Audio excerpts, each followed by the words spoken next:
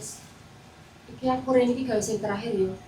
Arep dibiak-biakke awak dhewe iki ra iso, Mas. Put, sik to. Alon-alon. Aku ketemu saiki iki ora gampang lho, Put. Aku wis mbuktekke ning kowe, ning bapakmu. Aku wis berjuang. Ben setidaknya derajatku iki iso padha karo kowe. Kowe iki jane goblok apa budek to, Mas? Nek ra iso ki yo ra iso.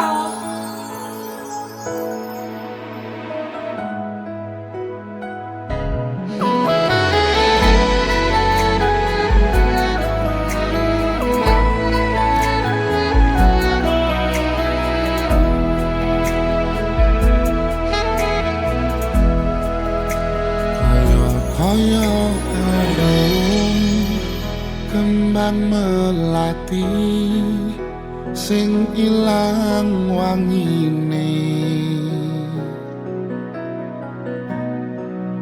tresnamu wis salung neng ati, janji-janjimu mung kembang lambe.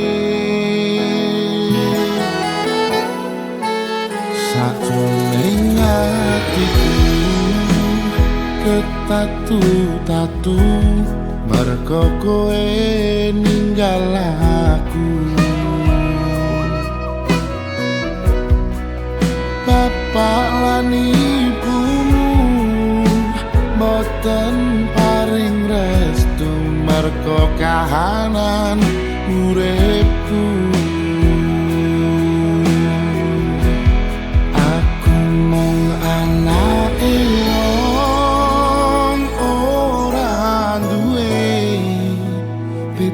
Karo kowe sing duwe sakabehane,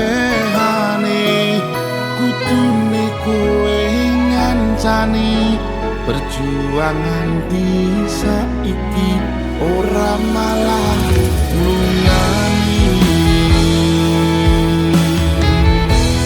Tasih kebayang-bayangmu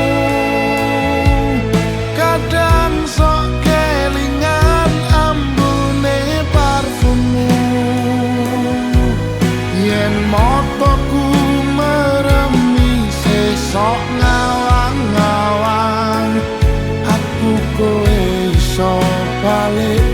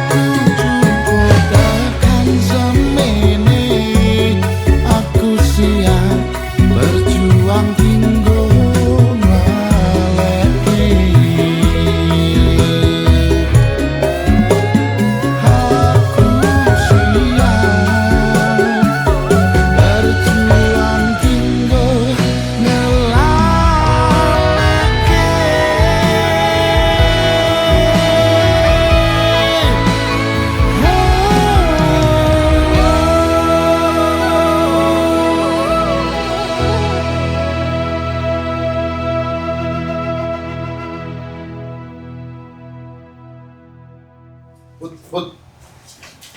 Put.